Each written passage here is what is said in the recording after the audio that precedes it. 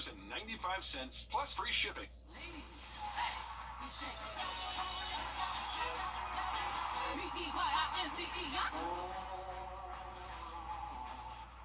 Your safety comes first with the First Alert Radar Network. First just got faster. When you visit or work with Parker's Kitchen, your support makes a difference. You've helped us rank as best workplace in America. None of this happens without you. Thank you. Live from Augusta, you're watching News 12 live at 5. Live at 5, he was voted a Teacher of the Year. A popular social studies high school teacher now faces charges of sexually exploiting minors. 58-year-old Charles Richard Wilson is facing 5 counts of sexual exploitation of a minor. His arrest comes after investigators were led to Wilson by the Task Force for Internet Crimes Against Children. Aiken Department of Public Safety arrested Wilson after searching his home. Hallie Turner joins us live at 5 in the newsroom. And Hallie, the details in this case are disturbing, especially to parents whose children may have come into contact with him. Yeah, well, the Attorney General's office says a cyber tip line report from the National Center for Missing and Exploited Children led them to Charles Richard Wilson. We know parents of those students at North Augusta High School may have a lot of questions about this. Wilson was indeed a popular teacher. The search warrant is graphic, and we are leaving out the most explicit details while still reporting what law enforcement says they found. When officers arrived at 252 Kemper Downs Drive in Aiken, arrest warrants show they found Wilson had in possession materials containing graphic visuals of a female child lying on her side with her private parts exposed towards the camera, images of other young girls with male hands on parts of their bodies, an image of another female child around the age of 7 on her stomach nude. And the search warrant also says they found a photoshopped image of Charles Wilson having sex with a nude female child. He's facing 5 counts of sexual exploitation of a minor in the 2nd degree. His bond has been set at $4,000 for each charge. But these are felony offenses, and if found guilty, he could face 10 years in prison on each count. Not only was Wilson a teacher at North Augusta High School, he spent decades holding a position in local churches. And we're continuing to look into his past, and we'll have more on his background all new tonight on News 12 at 6 o'clock. Hallie Turner reporting for us there. Hallie, thanks for keeping us updated on this case. We look forward to the report at 6 o'clock. What do I say we have? All right, thanks, Riley. We're learning more about what led up to top-ranked golfer and Masters champion Scottie Scheffler being arrested at the PGA Championship last week. An arrest report says Scheffler did not follow the officer's traffic commands and dragged Officer Gillis more than 10 feet with his car while trying to get into Valhalla Golf Club last Friday. Scheffler says it was a misunderstanding and that he was following orders from a different officer on scene. During a news conference today, Louisville officials say that the detective involved did not have his body camera on, which was a direct violation of policy. Scheffler's attorney maintains he was not at fault in any of this. Scottie Scheffler didn't do anything wrong. We're not interested in settling the case. We will either try it or it'll be dismissed. Scheffler is set to return to Louisville on June 3rd to be arraigned on his 4 charges, including second-degree felony assault of a police officer. A suspect is in custody in Savannah's mass shooting that injured 11 people, and authorities say more arrests are on the way here. 20-year-old William Mitchell is facing several charges in connection to Saturday night's shooting. 10 people were shot and another injured at Ellis Square. Now we're learning Mitchell was out on bond for drug possession charges when Saturday's shooting happened. Court records show Mitchell was wearing an ankle monitor and could not carry firearms as a condition of his bond. Authorities say all the victims from Saturday's shooting have been released from the hospital. It's believed that multiple people fired weapons Saturday night, and authorities say more arrests are on the way. Anti-Semitism is on. A South Carolina sheriff's deputy shot in the head, now back home. Dozens of community members and law enforcement officers held welcome back signs for Corporal Lucas Watts as his motorcade passed from Georgia back into South Carolina. More than 6 months ago, on November 16th, Watts was shot in the line of duty during a traffic stop in Oconee County.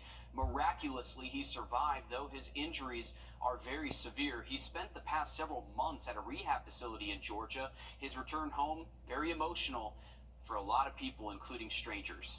Lucas, we never met you in my life, sir, but you are a true testament to what it means to be a true fighter. We appreciate you and we wish you speedy recovery, sir. And God bless you. K6 forever. Watts' family says he's making progress learning to speak and move again, but say there is still a long way to go. Atlanta has an arson problem. The city's arson investigator is staying busy. Just in the last 2 years, arson has cost the city at least $46 million. A Walmart, 2 Targets, as well as homes and businesses have all been targets of this.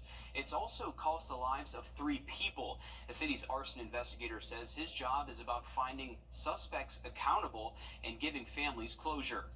We go through a series of steps through our investigation to try to determine the point of origin. We use the scientific method into determining what actually causes fire. We'll call in cellular dogs, or we'll take evidence and get those processed for inedible liquids. We do all types of things like that. Data shows that nationally 300,000 fires are set intentionally each year, costing the nation around $1 billion in damages a year. Riley? Well, we've been mostly dry the past couple of days, but storms are going to be possible heading into our Friday afternoon, and some of them could be on the stronger side. I'll have an update for you just after the break. And we are in for an active storm season this year. Weather officials are predicting an above-average hurricane season. A look at how many total storms and how many of those storms could be hurricanes coming up next. Time and Temp, brought to you by your First Alert weather team. Long live the lazy. Experts predict that we have a busy hurricane season ahead. The National Oceanic and Atmospheric Administration, or NOAA, is predicting 17 to 25 storms from June through November, the highest number ever for this May outlook. 8 to 13 are forecasted to become hurricanes, and 4 to 7 could become major hurricanes with maximum sustained winds of 111 miles per hour. High ocean temperatures are contributing to above normal activity, and officials say it's not too soon to get ready. Now is the time to prepare and stay prepared. Remember, it only takes one storm to devastate a community. The National Weather Service says in the last decade, most deaths from hurricanes are due to heavy rain and people getting trapped in cars. And Riley, we know it's just an educated guess, but we always want to be ready for that next big one. That's a lot of storms on our way potentially. It is, Will, and we are expecting a very active season ahead. There's a couple of different factors and reasons for this is because we already have near record warm ocean temperatures in the Atlantic Basin, and we're also transitioning to a La Nina instead of El Nino. La Nina much more conducive for hurricanes to form during those summer and fall months. You can see that forecast from NOAA. It is going well above average, including up to about 4 to 7 major hurricanes. One thing to mention, this is not a landfall forecast. This is just how many named storms will eventually see materialize. So as they just said, all it takes is one storm to have a huge impact next week, with morning temps getting back down to the low 60s. Thanks, Riley. Good news for your wallet. The IRS will be extending its free file tax program through 2029. This tax season, nearly 3 million people use the program to file returns. Anyone with an adjusted gross income of $79,000 a year or less is eligible for the free program. Those who made more can use the IRS's free file fillable forms. An investigation is digging into a surveillance program in Georgia costing taxpayers millions. It involves the widespread use of school zone speed detection cameras. But as investigative reporter Andy Parati uncovers, money may be the motive. No other city in Georgia has collected more revenue from camera citations than the city of South Fulton. $14 million. City records show it's used the money to buy tasers, uniforms, computers, vehicle repairs, including this $350,000 armored vehicle. I called it a tank. It looks like a tank. Khalid Kamau is the city's mayor. He doesn't believe the cameras make school zones safer. We don't have to debate that anymore because we can see year by year the amount of money that we're generating. So that tells me that it doesn't work. Is this taxation through citation? Absolutely. Absolutely. Mayor Kamau says the city plans to use some of the camera citation revenue to install speed bumps, which he believes work better. The difference between speed bumps and traffic cameras is that one costs money and one makes money. If you're not a fan of the cameras, why does the city have them? We have a council manager form of government. The buck doesn't stop with you. The buck doesn't stop. If it did, I would void the contract. I would cancel the cameras. I would take all $14 million and use it exclusively on pedestrian safety. Almost a month ago, the Atlanta investigative team asked South Fulton Chief of Police for evidence showing the cameras have made city roads safer. Neither he or his staff have responded. A blind graduate moving up the ladder of success. He is making his way to med school despite his challenges. How his passion for medicine is motivating him. Coming up next. First Alert Radar, powered by Jim Hudson Automotive Group. Foundation repair experts. A legally blind graduate from Clark Atlanta University is not letting his circumstances stop him from reaching his career goals. Reporter Joshua Skinner sits down with the grad who shows us his perfect vision for a future in medicine. Theodore Theo Robinson III has not had the clearest path. It wasn't easy. At birth, I was diagnosed with glaucoma as well as cataracts. Leaving him legally blind. It's very sunny, very dark. I can almost not see anything. But that didn't stop him from getting his degree from Clark Atlanta University this spring. It's nothing that you could really do about it, so you just have to play the card that you are dealt. It's all about the tools and settings. So what I like to do is do inverted colors because I can't read black on white, only white on black. So you invert it, kind of like this. Oh wait, that's cool. Even with 2600 vision, let's get upright here, he reads as fast as anyone else, just a bit magnified, often with this. A Visio book. It took about 8 years for me to be able to get like a personal one. A necessary item that runs thousands of dollars. Coming from the inner city, it was like extremely expensive. Robinson has a few weeks to relax before heading to the Hutchinson Cancer Center in Seattle for a summer internship. From there, it's a master's degree in medical science and the hopes of medical school next year. My overall goal is to become a neonatologist, which is dealing with premature babies. Sounds pretty clear to me. I think it's good for me to become like that blueprint that other people can follow. And we wish him luck on his journey to becoming a doctor there. Hopefully he can do it. We'll take a look at this, an incredible milestone for a Georgia woman that most of us can only dream of. Peggy Cobb turns 109 years old this week. This was the moment her friends and neighbors celebrated her birthday at her retirement community. Peggy says she doesn't think there's a secret to living a long life, but says to stay curious. Just keep curious, young people today, and take advantage of all of the technology there is, which is absolutely amazing to me. And Peggy was married for 59 years. She has lived through 18 presidents. And last year, Peggy even wrote a children's book for her birthday. Wow, 109, Riley. That's a lot. And happy birthday to Miss Peggy there. That is incredible. Happy birthday to her and hopefully many more as well. And we do have our latest Sunshade winner. Congratulations to Doc Ellis from Waynesboro, Georgia. He just won a Plunkett Heating and Air Sunshade. To get your own, just go to WRDW.com. We'll announce those winners every Tuesday and Thursday live at 5. Another quick look at the forecast just after the break. Growing up in this country. Up after a short break as News 12 live at 5 continues.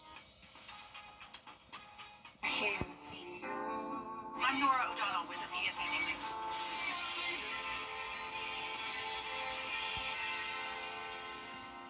Take a look. You can find ice-cold refreshment right here at Parker's Kitchen. Cool off with a large fountain drink for just 99 cents. That's a huge sweet tea for less than $1 at Parker's Kitchen. You're watching News 12 live at 5 continues. A missing person found dead and a murder suspect reportedly takes his own life, both in the same Augusta Park. Both happening within just hours of one another Tuesday at Pendleton King Park. Our Sydney Hood joins us now live from the newsroom. And Sydney, walk us through a timeline of what happened and whether or not these two cases are connected. There is no indication whether the cases are related. Pendleton King Park is back open and people were back today walking their dogs or playing in the playground. Some told me it's quieter than normal and others told me they too have questions about what happened. It all started about 2 miles down the road at the busy intersection of Walton Way and Druid Park Avenue. You're looking at video of the scene from that day, and in broad daylight, deputies say they found the female victim, LaShonda Wilkerson, shot at least one time. And then for about an hour, deputies searched for a suspect. Around 2:30, deputies found the suspect's car at Pendleton King Park. The coroner says the man, Michael Brooks, apparently shot himself at least one time while sitting in his car. Hours later, after leaving the park, the coroner says he got a call to come back. There, the coroner found Quanda Ball dead in a car. He said she had been dead for roughly a couple of days. The sheriff's office says Ball was reported missing on May 16th, 5 days before her body was found at the park. And right now, autopsies are being performed on Wilkerson, Brooks, and Ball. Definitely an unsettling situation for anyone who frequents that park with all of this going on. Thanks so much, Sydney, for staying on top of this. To weather now with First Alert Chief Meteorologist Riley Hale. Riley, feeling like summer out there. All right, thanks for that, Riley. A North Augusta High School teacher and former lead pastor is sitting in jail right now, facing 5 charges for sexual exploitation of a minor. Internet Crimes Against Children's Task Force investigators with the Aiken Department of Public Safety arrested Charles Wilson yesterday. He is, his LinkedIn lists him as a social studies teacher at North Augusta in 2023. His LinkedIn also says that he worked at 2 South Carolina churches before that as a lead pastor, including one locally in Langley. Now, this is video of Wilson when we interviewed him back in 2019 after a steeple fell off the roof of that church in Langley. He is being held in the Aiken County Jail with bond listed as $4,000 on each count. A big congratulations to all of our high schoolers walking across the stage this week. Here's video from this afternoon's commencement ceremonies for Laney High School. A busy week of graduations continues tonight at 7 p.m. when Josie seniors toss their caps in the air. And more graduation ceremonies tonight. Well, that means more traffic. Evanstown Center Park is hosting Grovetown High School ceremonies tonight at 6:30, so watch out there. For more ceremonies at the JBA tomorrow, so yeah, downtown and in Columbia County, expect more cars on the roads. And don't forget, tonight is the last public meeting talking about a 1% sales tax for Aiken County schools. That tax helps fund reconstruction projects for the district that will be up for renewal in November. It's at South Aiken High School at 6 o'clock. We have a more in-depth breakdown of this tax on our website, wrdw.com. Memorial Day is just around the corner. Officials in both Georgia and South Carolina expect record-breaking travel volumes this year, so it's best that you be prepared for traffic. AAA says driving will be the most common traveling method, and tomorrow is expected to be the busiest travel day. Peak traffic is estimated between 11 a.m. to 7 p.m. tomorrow. Atlanta's Hartsfield-Jackson International Airport says an estimated 2 million travelers will pass through its doors this holiday weekend. A shot in the arm for small business owners in Georgia. Senator John Ossoff securing $250,000 for a program that stretches across the state.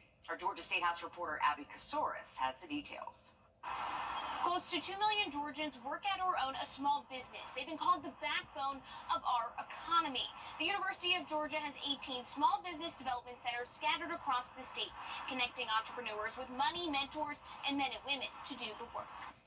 Kyle Hensel with the Small Business Development Center at UGA says this book contains a lot of info. Well, over the past 5 years, the University of Georgia Small Business Development Center has helped over 2,000 businesses start, have helped small business owners obtain financing over $1 billion.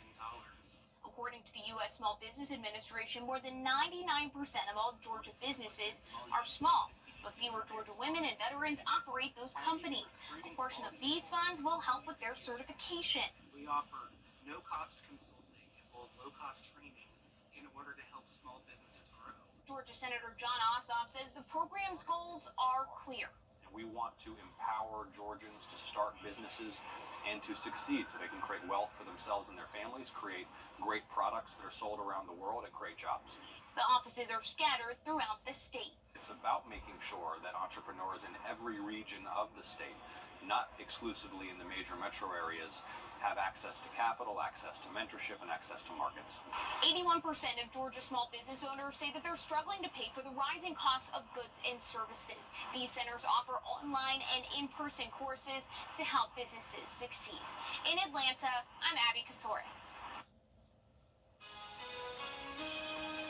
Again, too, tomorrow we are bringing back the storm risk and also the potential maybe for some severe weather. I have an update for you just after the break. Time and temp, brought to you by your First Alert weather team.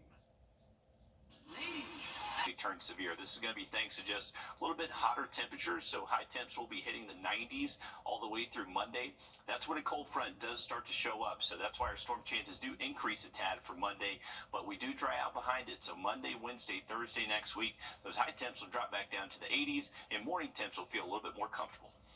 Thanks for that, Riley. In Georgia, the Port of Brunswick saw its busiest month ever for automobile shipments. More than 80,000 cars and heavy machinery moved across the water and into the docks there last month. To put that into perspective, that is a 44% increase compared to April of last year. Part of this stems from the Baltimore bridge collapse in March that killed 6 people, forcing more ships to come to Brunswick. Now, nearly $300 million in upgrades and expansions are in the works to boost Brunswick's capacity. This week is National Emergency Medical Services Week, showing appreciation to paramedics for helping save lives in the community. Our Taylor Martin stopped by the luncheon at Doctors Hospital today and spoke with a hospital leader about what this means. Thank you is more than just a phrase. It is so vital for us to show our appreciation to all of our EMS team members across the region because of the important role that they play in public health and responding to emergencies for our community. It's a warm meal, a hug, and simply just showing appreciation for the lifesavers in our community for what we see and what we don't. They don't know what we're going to do. They don't know whether we just run a call where we had somebody's 18-month-old baby go cardiac arrest, and now we're going to somebody's grandmother that's having a stroke. We never know how serious it's going to be, and people that see us have no idea what we've just done or what we're about to do. Today, EMS workers from across the Augusta area got a steak lunch, gifts, and ice cream. Working with the hospital, we only see them for a short amount of time, right? It's the patient report, transition, and then out of the door. So being able to have a function like this once a year, and as big as it is, allows us to be able to build that fellowship and that camaraderie with the hospital staff and EMS staff, and be able to sit down with them and have food with them and talk to them and talk about some of the things that we've seen or some of the things that we've worked on together for improvement and whatnot. So it's a huge benefit for fellowship and camaraderie. A time for appreciation and making connections between those who help to make a healthy Augusta. Reporting in Augusta, Taylor Martin on your side. Nearly 44 million people are expected to travel over Memorial Day. That means more traffic on the highways, more traffic on the cell towers. Jamie Tucker coming up with a few tech things you don't want to leave home without. First Alert Radar, powered by Jim Hudson Automotive Group. It is going to be a busy weekend on the highways as millions of people hit the road for the holiday weekend. That means crowded restaurants, traffic jams, and maybe some unhappy travelers. Our consumer tech reporter Jamie Tucker says it doesn't have to be that way if you have the right tech for travel. Flip the Tech, sponsored by Augusta Preparatory Day School. If you're traveling over Memorial Day, you can expect two things: higher gas prices and more traffic on the highways. Now, to help with those two things, there are a few apps you need to download before you pull out of the driveway. The first is Gas Buddy. It uses your location to find nearby gas stations and shows you the current prices. It's crowdsourced information posted by other Gas Buddy users when they're at the pump. And I found it to be very accurate and can help you save 10 to 20 cents a gallon. Apple Maps may be fine, but more people use Waze to get around, and they report any traffic backups, accidents, police stops, and more. And Waze guides you around traffic jams for the fastest route. And if you're traveling with kids, check out the available Waze voices. Send justice to the highway! Yeah! Another app that's highly recommended by folks who RV is iExit. Have you ever pulled off the interstate for food only to find your favorite restaurant was just a few miles away? iExit tells you what's coming up on the next exit, showing more options for where to eat, stay, and fill up the tank. Your travelers need their devices to stay charged, and if you're only using the USB port that's in the car, know this: it is not going to charge devices. Grab a fast charger that plugs into the cigarette lighter instead. And devices use different charging cables to ensure they always have what they need. These 3-in-1 cables have lightning, micro USB, and USB-C. I guess we've all hit those cell dead zones where everyone gets kicked off the internet. If that happens, ask everyone to turn on airplane mode for just a couple of seconds and then turn it off again. What this is going to do, it's going to cause the phone to search for and find the nearest cell tower. Been using this little trick for years, and it usually works. That's What the Tech. I'm Jamie Tucker. AAA says more people will travel this Memorial Day weekend since 2005. A blood test detecting colon cancer is near approval, meaning doctors could find colorectal cancer sooner. The blood test is called SHIELD, and it screens for early signs of it. This week, the FDA is set to vote on whether it's safe and effective. If SHIELD gets approved,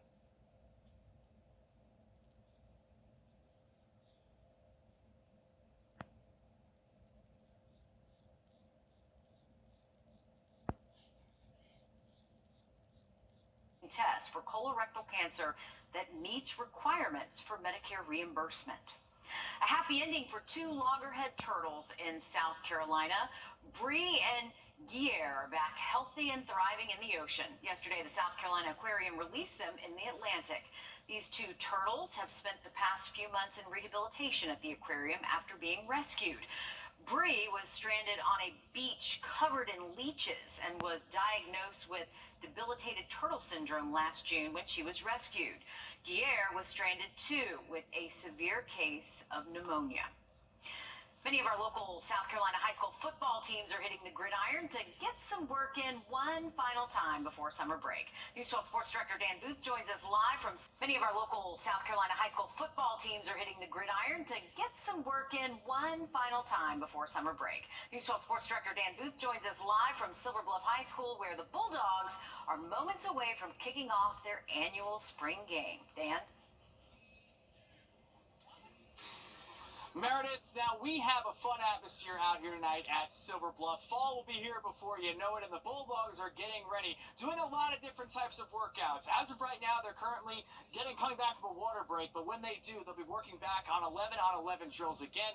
We saw 7-on-7s earlier. They were getting some work in conditioning-wise. They're working on red zone drills, a lot of different things, trying to get this team ready and really capitalize on their final spring workout of the school year heading into next year. Now, this is a great opportunity for all the friends, family, and fans in attendance to get a chance to get a sneak peek of what these Silver Bluff Bulldogs could look like next season. And it's even a better opportunity for the players who have an opportunity to come out here, grow, get better, and show this coaching staff, who has a new head coach, what they can do on the gridiron. Iron sharpens iron, and that is exactly what we're seeing out here with the Bulldogs tonight. Matt Hayes is going into his first year leading the Bulldogs, and he's a familiar face around these parts, and he has an opportunity to really discuss how important these handful of moments are during all these preseason workouts with his team. And early on, he told me that it gives him the opportunity to put his fingerprints all over this roster that he's taking over, and also help lay the bedrock to continue to build